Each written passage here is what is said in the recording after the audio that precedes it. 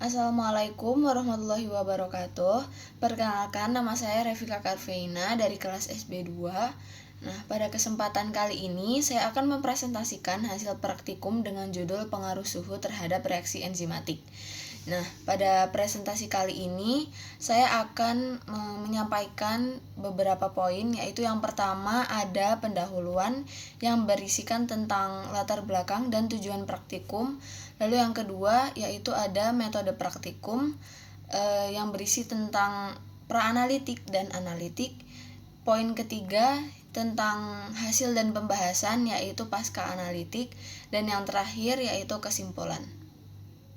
Yang pertama yaitu ada pendahuluan atau yang berisikan tentang latar belakang dan tujuan praktikum. Nah, enzim itu merupakan biokatalisator yang berfungsi mempercepat reaksi kimia di dalam tubuh tanpa ikut habis bereaksi. Jadi aktivitas enzim itu dipengaruhi oleh beberapa faktor. Nah, salah satunya yaitu suhu. Nah, pada suhu rendah, aktivitas enzim itu menjadi lambat.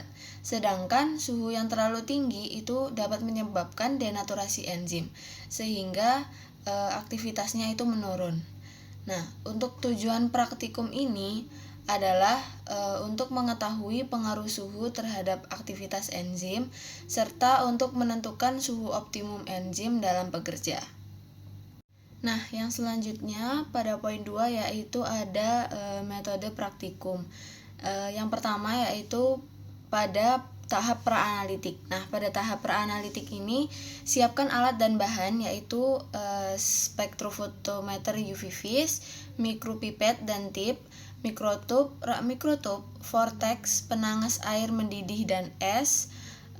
Lalu untuk bahannya yaitu ada substrat amilum 0,5% dalam buffer pH 7, reagen DNS, enzim amilase 0,05% dalam buffer pH 7 dan aquades.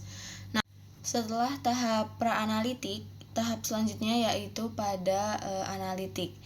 Nah, berikut adalah prosedur kerja yang harus dilakukan untuk praktikum pengaruh suhu terhadap reaksi enzimatik.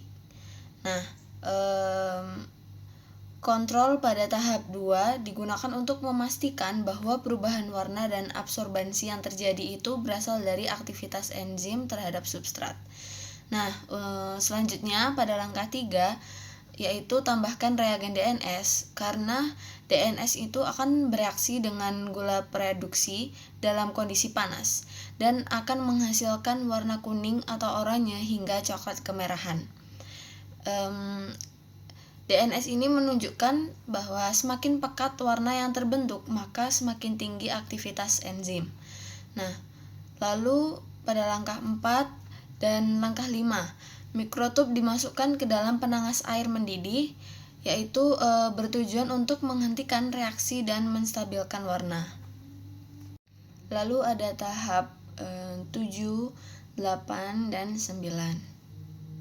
Nah, jadi setelah dilakukan prosedur kerja pada tahap analitik, tahap selanjutnya yaitu pasca analitik pada poin hasil dan pembahasan.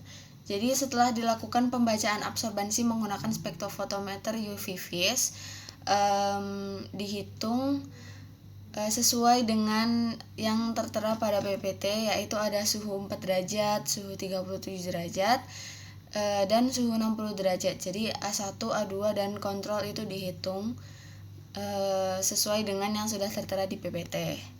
Nah, selanjutnya yaitu ini ada hasil kurva dan kuvet. Nah, terdapat sedikit penyimpangan hasil yang dapat dipengaruhi oleh kesalahan acak dan kesalahan sistematik, yaitu seperti mungkin pada saat proses pemimpetan, lalu waktu inkubasi, dan juga mungkin kondisi reagen yang bisa jadi terkontaminasi. Nah, berdasarkan hasil praktikum, suhu 30 derajat itu menunjukkan aktivitas enzim yang paling optimal dengan nilai absorbansi tertinggi. Nah, hal ini itu terjadi karena pada suhu tersebut itu tumbukan antara enzim dan substrat berlangsung maksimal, serta struktur enzim itu masih stabil. Sedangkan pada suhu 4 derajat, aktivitas enzim itu menurun karena energi kinetik rendah sehingga reaksi berlangsung lebih lambat. Nah, untuk suhu yang 60 derajat, aktivitas enzim itu juga menurun karena terjadinya denaturasi enzim, yaitu perubahan struktur enzim karena suhu terlalu tinggi. Nah, yang terakhir yaitu kesimpulan dari praktikum ini adalah kurva standar glukosa metode DNS menunjukkan hubungan linear yang baik antara konsentrasi glukosa dan absorbansi dengan nilai R sebesar 0,9953, sehingga dapat digunakan untuk analisis kuantitatif. Sekian presentasi dari saya, mohon maaf apabila ada salah kata. Terima kasih atas perhatiannya. Wassalamualaikum warahmatullahi wabarakatuh.